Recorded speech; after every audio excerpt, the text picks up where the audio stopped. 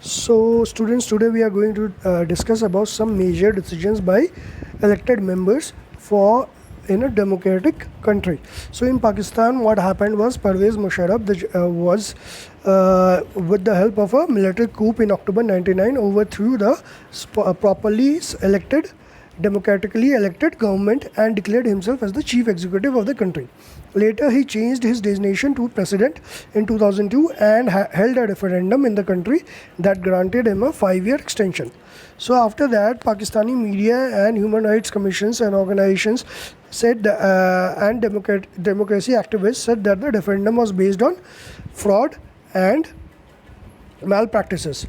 In August 2002, he issued a constitutional amendment which stated that the president can dismiss the national and provincial assemblies. The work of the civilian cabinet is supervised by National Security Council, which is dominated by military officers. After passing this law, elections were held to the national and provincial assemblies. So Pakistan has had elections. Elected members were given some powers, but the final power rested upon the military officers and General Musharraf himself. Clearly, there are many reasons why Pakistan under General Musharraf should not be called a democracy. But let us focus on one of these. Can we say that the rulers are elected by the people in Pakistan? Not quite. Because people may have been elected by their representatives to the national provincial assemblies, but the elected representatives were not really rulers, because the final power rested upon the military officers and General Musharraf, and none of them were elected by the people. And so this happens in many dictatorships and monarchies. They formally have an elected parliament and government, but the real power is with those who are not elected. So this is a controversy where at times people say that it is a democratic government, but at the end of it, it's not a democratic government, because the final power lies upon a person who is not elected by the people. The people have the right to elect their representatives, but those representatives have only limited power. So they formally have an elected parliament and government, but the real power is with those who are not elected. In a few countries, the real power was with some external powers and not with the locally elected representatives. This cannot be called people's rule. This gives us the first feature. In a democracy, the final decision-making power must rest with those elected by the people. Free and fair electoral competition. In China, elections are regularly held after every 5 years for electing the country's parliament, called Quango Renin Daibo Dahui. That is National People's Congress. The National People's Congress has the power to appoint the president of the country. It has nearly 3,000 members elected from all over China. Some members are elected by the army. Before contesting elections, a candidate needs the approval of Chinese Communist Party. Only those who are members of the Chinese Communist Party or 8 smaller parties allied to it were allowed to contest elections held in 2002 and 2003. So in China, elections are usually held after every 5 years. But before any person wants to contest an election or participate in the election or stand up for elections, nominate themselves for elections, need the permission of Communist Party.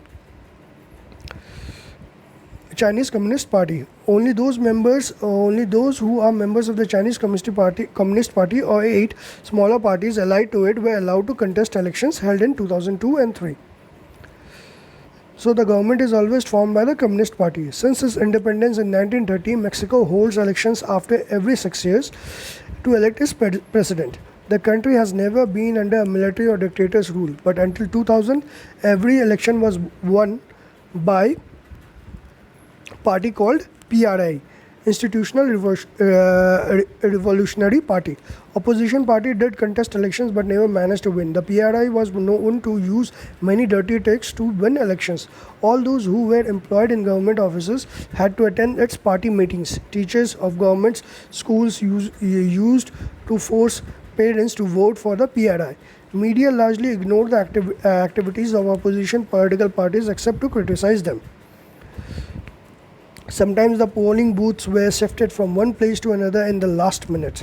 So it was basically only for quite some time PRI was the only one who was winning, and media and people were also not supporting opposition party, and they were completely against them. And also media also thought that they had many dirty tricks to win, like all the teachers were supposed to attend, all the government officers were supposed to attend party meetings, teachers were insisted the parents to vote for PRI.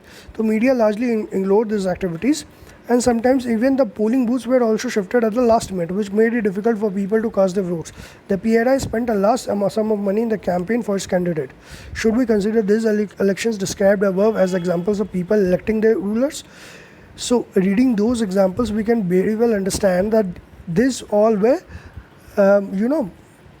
customized or manipulated elections. So people some selected parties manipulated the elections, and it were not held democratically. We thus can add a second feature to our understanding of democracy. Holding elections of any kind is not sufficient. The elections must offer a real choice between political alternatives. So there should be a choice between political activities, and it should be fair and free of cost. And it should be feasible for the people to use this choice to remove the existing rulers. So our democracy must be based on a free and fair elections, where those currently in power have the fair chance of losing. So we'll start with the next topic in the next class, that is one person, one vote, and one value. So every person has the power to vote. The person who has the power to vote, every single vote counts. It matters.